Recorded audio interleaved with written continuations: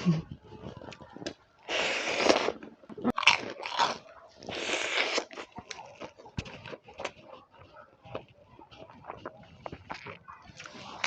dulu umur lebih pulang dari hawan umur lebih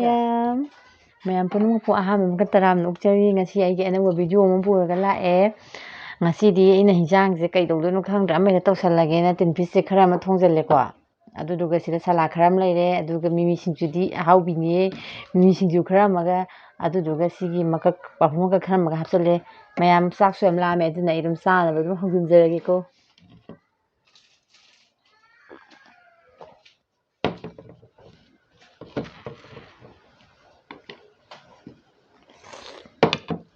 sao đối gian hey ra cái dùng cái gì bay đi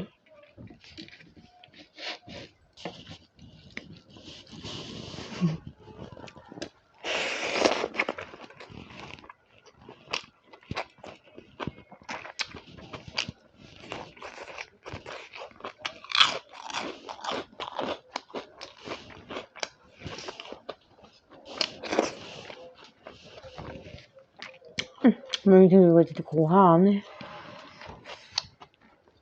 especial umur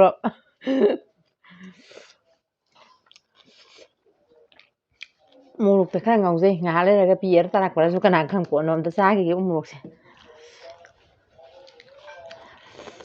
umur sa ba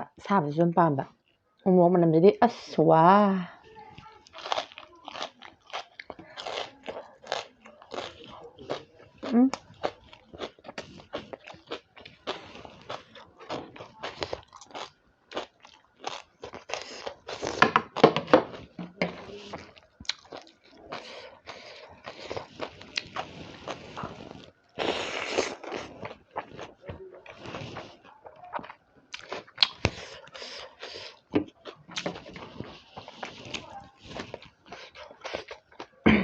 làm ví dụ như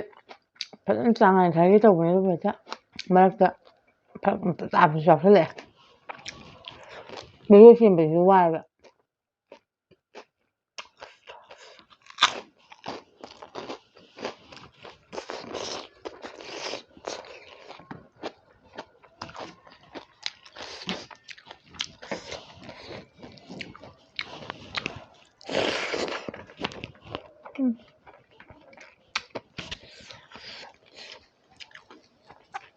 Sigo gì đấy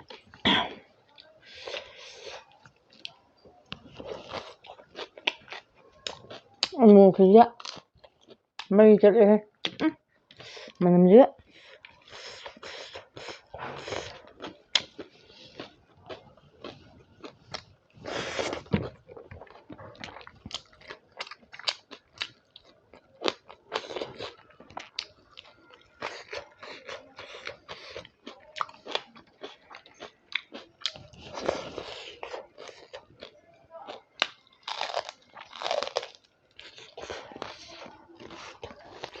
thảo giao đấy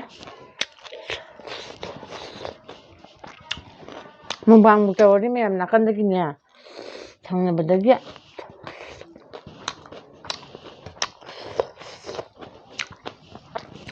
làm khẩn lạc bộ xây trồng khẩn lạc bộ gà ném ra đấy đó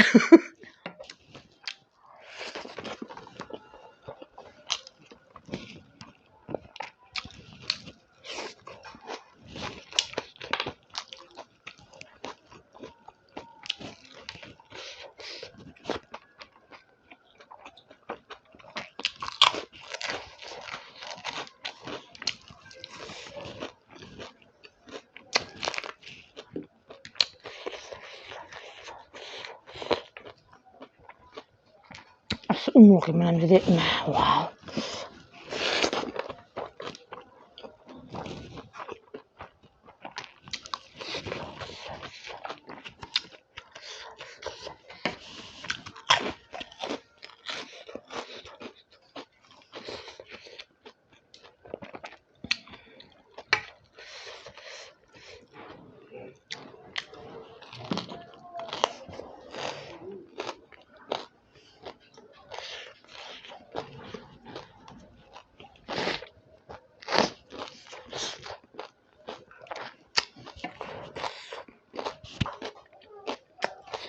ꯀꯨꯕꯤꯁꯨ ꯈꯤꯇꯪ contact ꯇꯥꯔꯦ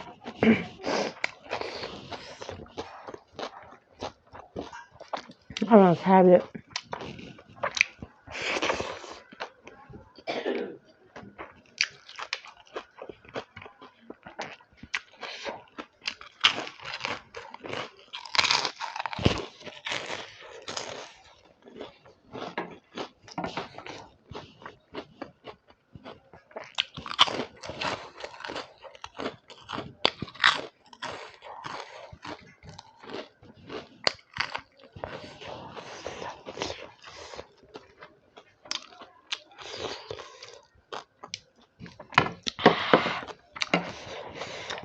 ꯃꯣꯔꯣꯛꯁꯦ ꯈꯤꯇꯪ ꯁꯥꯒꯔꯦ ꯃꯍꯥꯎ ꯑꯃ ꯊꯣꯛꯄ ꯆꯠꯅꯤꯡꯉꯦ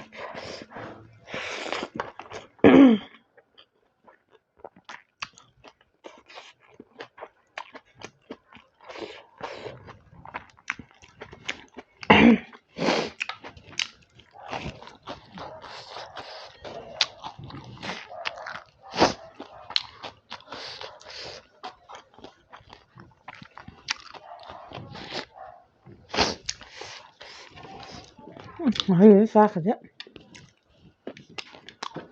ꯍꯥꯎꯃꯟꯗꯅ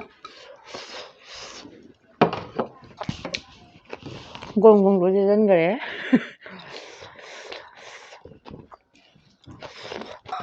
ꯁꯂꯥꯗꯁꯤꯒ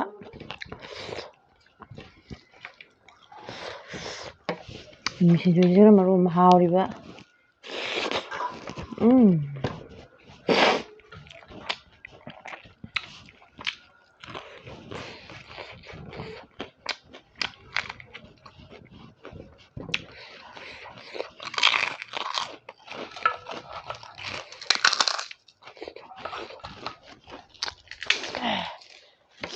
ꯎꯃꯣꯔꯣꯛꯁꯤꯁꯨ ꯇꯝ ꯇꯝꯅ ꯄꯥꯜꯂꯛꯏꯀꯣ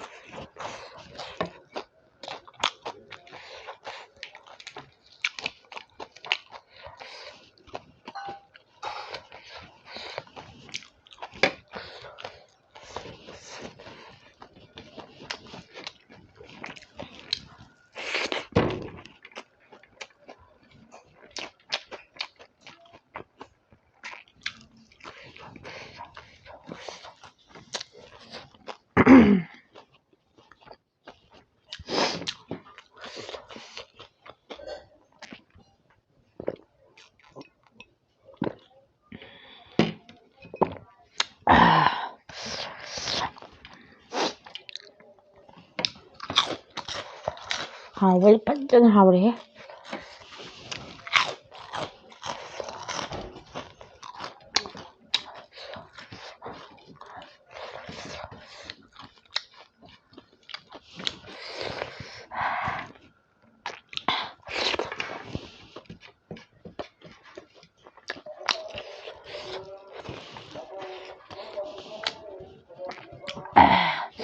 ꯃꯤꯃꯤ ꯁꯤꯡꯖꯨꯁꯤꯅ ꯃꯔꯣꯟ ꯑꯃ ꯍꯥꯎꯔꯤꯕ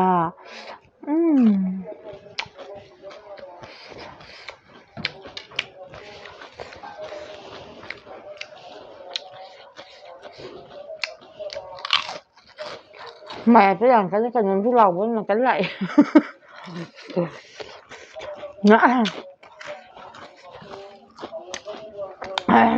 ꯍꯥꯎꯗꯤ ꯌꯥꯝ ꯍꯥꯎꯔꯦ ꯃꯌꯥꯝ ꯑꯗꯨꯕꯨ ꯍꯥꯎꯃꯟꯗꯅ ꯂꯣꯏꯈꯤꯕꯒ ꯑꯝꯇ ꯈꯪꯍꯧꯗ꯭ꯔꯦ ꯉꯁꯤꯗꯤ ꯁꯤꯁꯤꯠ ꯅꯥꯜꯂꯦ ꯃꯤꯃꯤ ꯁꯤꯡꯖꯨꯒꯁꯤꯅ ꯈꯨꯍꯥꯎ ꯑꯃ ꯇꯧꯔꯦ ꯉꯁꯤꯗꯤ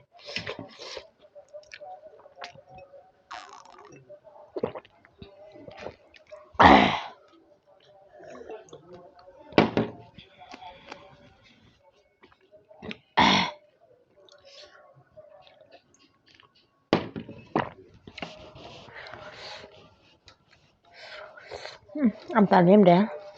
ꯃꯌꯥꯝ ꯁꯤꯠ ꯂꯣꯏ ꯅꯥꯜꯂꯦꯀꯣ ꯉꯁꯤꯗꯤ ꯁꯥꯎꯃꯟꯗꯅꯁꯨ ꯆꯥꯁꯟꯕ ꯈꯪꯍꯧꯗ꯭ꯔꯦ ꯑꯁ ꯀꯩꯅꯣꯝ ꯇꯧꯔꯦ ꯈꯧꯔꯤ ꯁꯥ ꯌꯧꯔꯕ ꯀꯩꯅꯣꯝ ꯇꯧꯔꯦ ꯐꯅꯗꯤ ꯌꯥꯝꯕꯅꯦ ꯍꯥꯄꯛꯏ ꯃꯌꯥꯝꯗꯣ ꯑꯁ ꯀꯩꯅꯣꯝ ꯇꯧꯁꯤꯜꯂꯛꯑꯦ